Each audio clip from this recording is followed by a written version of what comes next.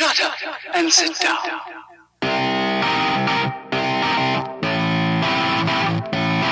Hey boys and girls, welcome back to PJT Forging, and would you check this guy out?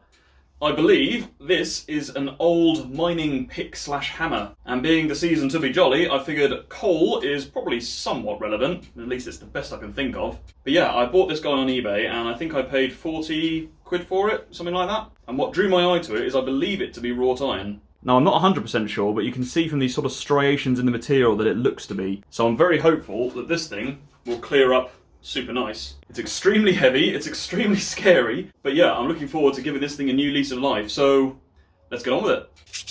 So the first thing I want to do is to double check that this is definitely wrought iron. So I'm just sanding off a clean patch to a 360 grit, and I'm going to try etching it with some ferric chloride.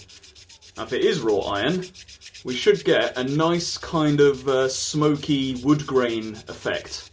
So I'm really hopeful, because if it is wrought iron, I can clean this thing up and it will look phenomenal. Alright, let's have a look-see.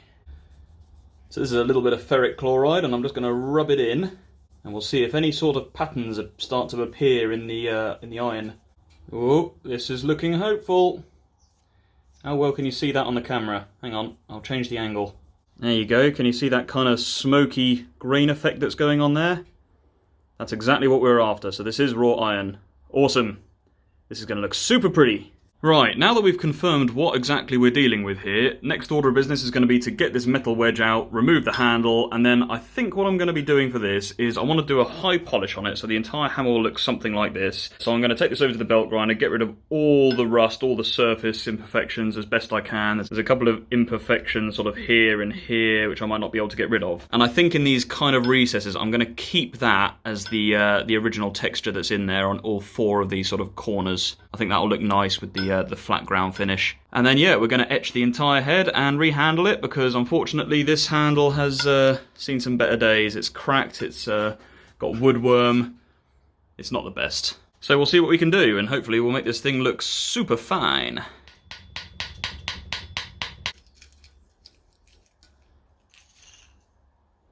That's probably wrought iron as well. I wonder if we can recycle that, maybe put it sideways instead. I mean, it's loose, but it's difficult to get it to come off nonetheless. Hammer. There we go.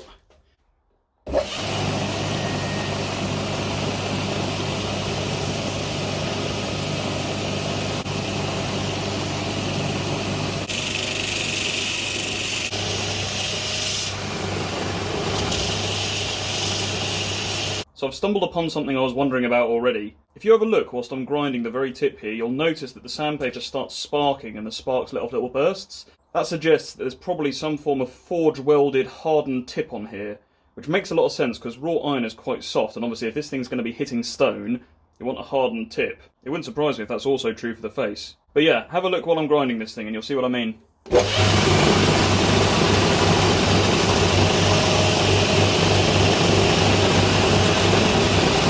There.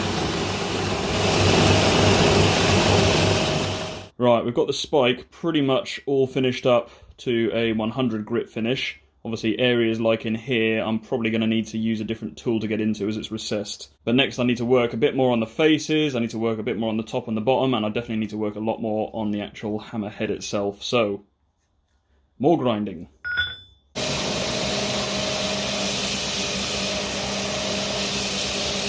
Story time! I've currently moved everything in this corner of the workshop and it's just littering my desk here because I'm getting some new electrical circuitry installed. I won't bore you with the details. However, what I didn't realise is where I've been running the belt sander, I've sanded through the cable to my hi-fi system. So, I know what I'm going to be asking Santa for Christmas, I guess. Well, quite a bit of grinding later, but we've got this thing pretty much as good as I think I'm going to get it. Like I say, there's a few small imperfections around. But yeah, like I say, overall, I'm pretty pleased with that. I don't know if I'm going to be able to go down the grits on the belt grinder or whether I'm just going to go to hand sanding. Hand sanding is obviously going to take a very long time, but we'll see. Here we are now at 240 grit. Next is going to be a 400 grit, then 600, then 800 hand sand, I think. That's the plan. Before we go any further on the belt grinder though, I'm going to use the wire wheel here to get inside these little divots and get those polished up.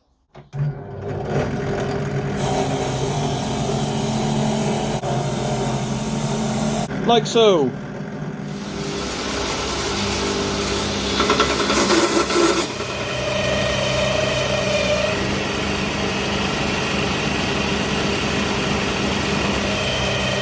Okie dokie, we've got this thing down to a 600 grit finish. Don't worry about all the mess, that's just flash rust. Now it's time to hand sand it to an 800 grit, and then we're going to leave it there. So I think this is going to take a while.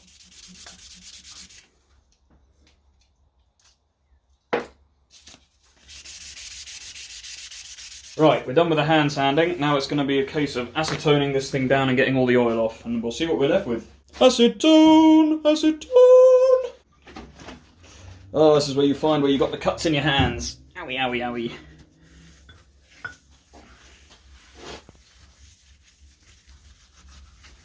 Okie dokie, here we go. Here's what we're left with. Pretty pleased with that. There's a few scratch marks not totally out, but to be honest with you, for a hammer, I'm not too worried about that. If this was a blade, I might go a little bit more in detail, but this is going to be etched, and yeah, we'll see what we come out with. But first I need to buy a big enough container. Rub-a-dub-dub, bought myself a new tub. Let's fill this thing up with ferric chloride and put the head in it, and we'll see what we get etch-wise. This was the only size tub they had that would be big enough to fit, but small enough to hopefully not use up all my ferric chloride and still not have enough to cover the head. One down, 2 more of them to go. Right, let's see if this is deep enough for the head. Giggity. Ooh, not quite. Just sticks out here, but all I'll do is I'll tip the end of the tank up. Okay, now we start the timer for about 20 minutes.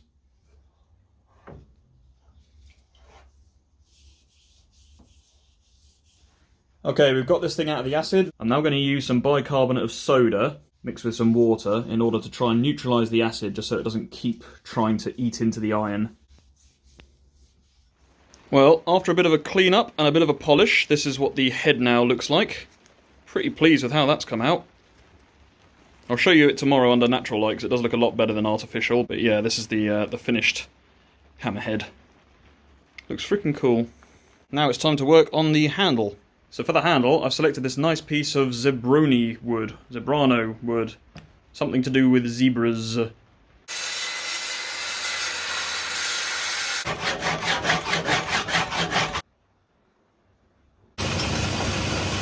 Why am I still wearing a glove?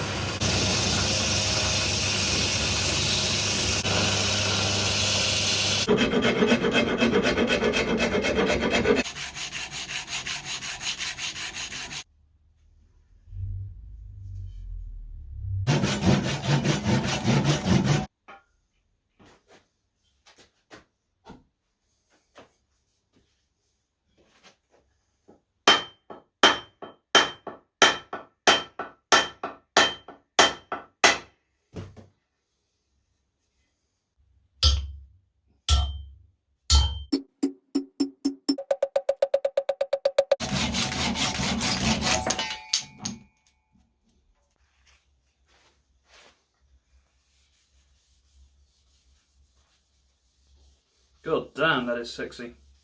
Alright, check this guy out.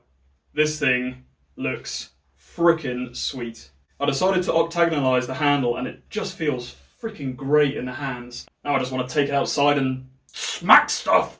But that'll be tomorrow. 'Cause it's raining.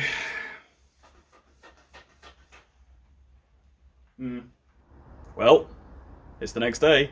Today is actually Christmas Eve of 2021, and that also happens to be my birthday, so let's celebrate this in style. Cue the music.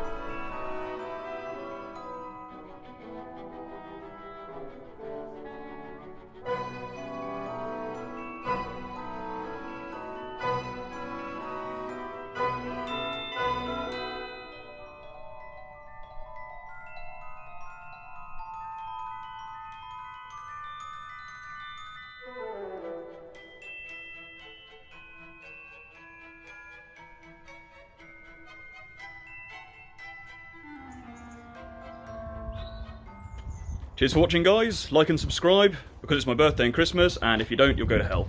Have a good one. Merry Christmas all. And a Happy New Year.